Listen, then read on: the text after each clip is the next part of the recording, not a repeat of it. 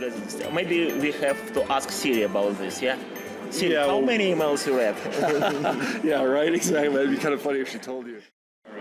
Hello, we are on Innovational Email Summit, and one of the biggest trends here people to discuss is how email have to look properly, about the interactivity and accessibility in emails. It's the first time when I heard about the accessibility in emails, and today with us John Teeth is co-founder of Email on ACID, and he's kindly agreed to answer us some questions about the accessibility. Hello, John. Hi. Accessibility, is it really important in email? And how people care about this, and what you would suggest to do? Absolutely, it definitely matters, right? Because I think as marketers and designers, we don't necessarily think about the non-visual side of things, like what's going to happen from an auditory perspective. How is that email going to be read from a screen reader?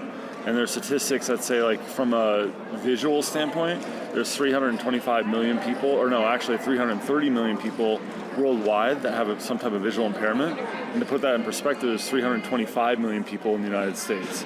So it's a big set of population that we're not even thinking about. And so what I want to do is try to kind of help raise awareness for accessibility so that people start thinking about it, are mindful of, like, hey, if I do this campaign like this, can I communicate to everyone, or am I just communicating with a subset?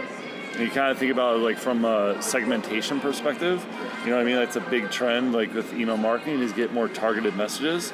Well, those targeted messages, you think about accessibility the same way. You know, if you're sending it to everyone, can everyone view it and read it and understand it? I know that there are a lot of tools for accessibility verification, for landing pages, for sites, and so on. In Email on ACID, do you have any tools that can show that, okay, your email is in a good contrast for colorblind, for people with some... Very soon we will. So we're actually actively developing that now. Oh, so it's exactly in time, this question, yeah? Yeah. So, you Yes. mean in 2 months, in half a year? We're looking at, so it's in private beta now. Uh-huh. And so how we're developing it is it's going to be kind of a part of a new workflow that we're developing. And so accessibility is just the first piece of it. So we're still a couple months out before the full release. Now the accessibility side is done, but we want to add a couple more steps in the workflow. Then it will be released. So we're looking at probably 2 or 3 months. I think it's very clever stuff. But do you know any real cases when you change it in email from accessibility point of view and it performs better? I don't have any exact specifics yet, like so far. We're certainly working with some people that are helping us beta, like do the private beta. And some of those campaigns, we're going to kind of work with them to measure it and see if it impacted anyway. In your talk, you mentioned that some people open emails and asking Siri Yes. to read this email. Yes. And I'm not sure that somebody knows that Siri reads the pre-header. But nobody knows the statistic. And I thought that how it's possible to get this. Maybe we have to ask Siri about this, yeah? Siri, Yeah, how well- many emails you read? Yeah, right. Exactly. It'd be kind of funny if she told you. But no, this is kind of the uncharted water, and this is where I think actually the future of email is going. And what we're going to see a lot more, because you look at the Google Home, you look at Apple Pod, you look at Alexa. All these things are auditory actions, or your auditory requests, and they're responding. From Alexa, hey Alexa, order me some eggs, give me some paper towels, right? And we'll order those for you. Now I think the tools that are developing those are developed from accessibility tools. Like they're taking that technology Exactly. and making it easier for you and I, like our navigation system in our car. Hey, take me this, like go here, go there. And I think it's going to be an evolution.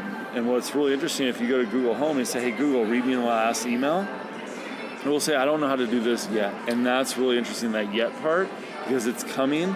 And I almost can guarantee it is that we're going to start seeing auditory call to actions within email.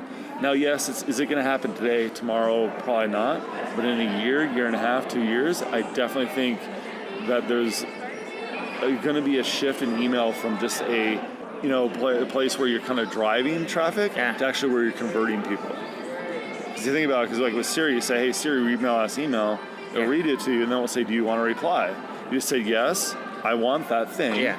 it will send the email, and then you get an order receipt back. How cool would that be? It could be the nearest future, yeah? Yeah, could be. Yeah. Another thing that people speak about is about the interactivity, a lot of different kind of elements like countdown timer, video and email, some rotating images in email and so on, a menu, accordions. Like hamburger menus and stuff like that. How, do you think it's a real trend which improves the efficiency of email? See, that's a tough one. I mean, I think it all depends on your subscriber list and what market you're in. If you're B2B, that's just probably not going to help.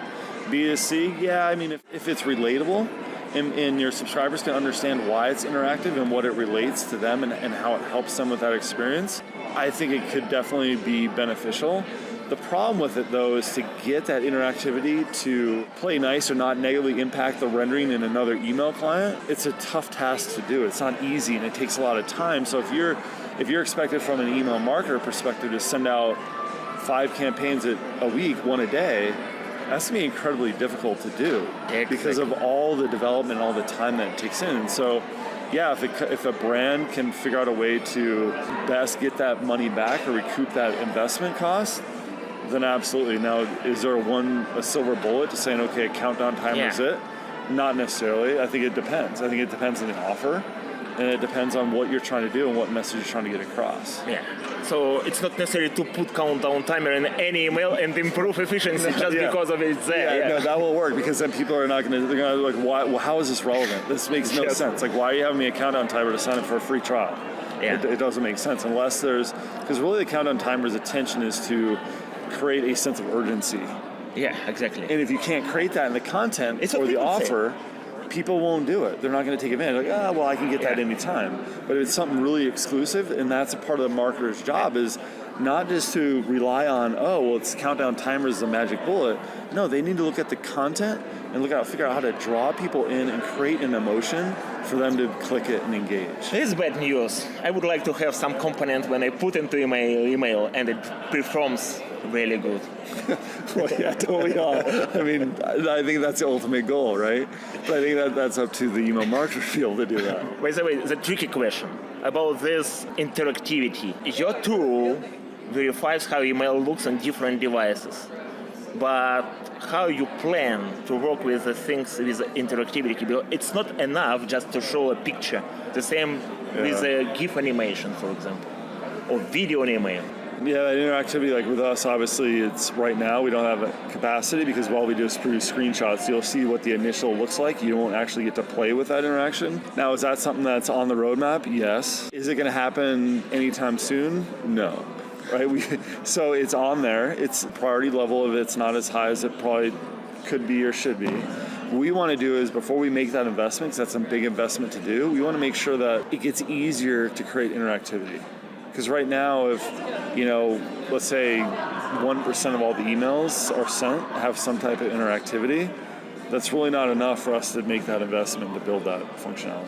Now, if it gets easier and as time goes on and more clients start supporting more of the modern technology or the HTML, then absolutely, but you're still with interactivity, it's not going to work with Outlook. Another tricky thing about your service, you know that all email clients grows rapidly, yeah? There is no standards, but some of them became to support media queries, for example, or Google supports some additional tools for interactivity, some action scripts. Yeah. And I believe that in the nearest future, it would be some standard for all clients. It's not important to check in all clients. Do you think this time will happen in nearest 2 years? No. It's not. It's unfortunate. Yeah, it is unfortunate. Well, here's why. Maybe web-based ones, yes, and maybe newer mobile devices. The problem is, though, is that there's still a lot of organizations out there using, like big corporations and government, that are using these older email clients. And so that's a problem. And we still have to support Outlook 2003 in our email platform. And look, that's, 15 years old? So the problem is it just takes time for these to very native market, yeah? So and so even like Outlook 2007, there's a ton of corporations that mandate that. Please don't mention Outlook. But it's true, and so until because they're not going and supporting that client anymore, so no one would have to use that client, and then standards would have to start now, and then you're looking 10 years. completely agree with you. So people not really like changes. That's why probably. Well, I mean, but they're changing devices every day, yeah? the web ones, yeah. Yeah. They could change, because it's like Gmail when they announced their sporting media queries, it just happened. Now when you have desktop clients, like next year, every 3 years, Outlook comes out with a new version of Microsoft Word or Office, whatever. And so they have made no indication that they're going to change the word rendering. Yeah. And so until they do that, until they make that step, you're still talking how many years before they start to... Quick question, you know a lot about email design, and I really, really need your help.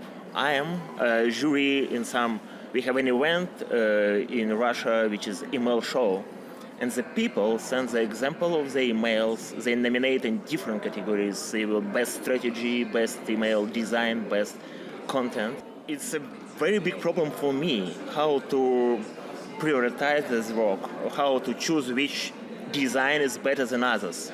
Could you give me any suggestion how to choose the right email, the best? I look at it, so there's a couple things I look at. The first and foremost is white space.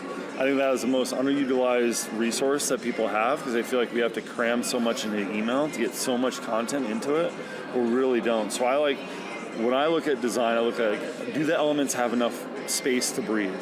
And do I know where the actions are?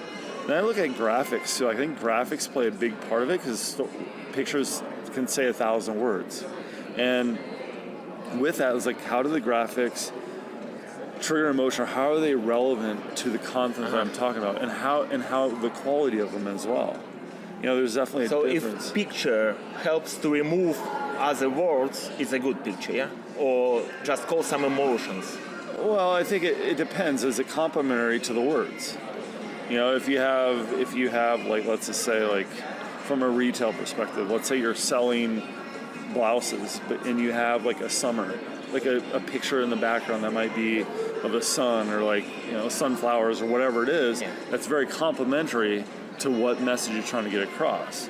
And then what is the quality of those images? Does it look like stock photo? What does it look like? Are the call to actions clearly defined? Does email render properly in every email client? I think that's very imperative from a responsiveness, right? And so I don't look at this like, oh, it looks good here. I would look at it across the spectrum on mobile and on desktop, because that tells you a story about, were they diligent enough to create this email and understanding the responsiveness and all that type of thing. And another thing I will check from this year is accessibility. Absolutely. Definitely. Yeah. So really waiting for a tool for this. Yes, absolutely. And we'll have that coming soon. Yeah. Okay. Thank you. Thank you very much. Thank you for your time. Thank you for this knowledge. Well, thank you very much for having me. I truly appreciate it. Happy to answer any questions that you have. So, thank you. Okay.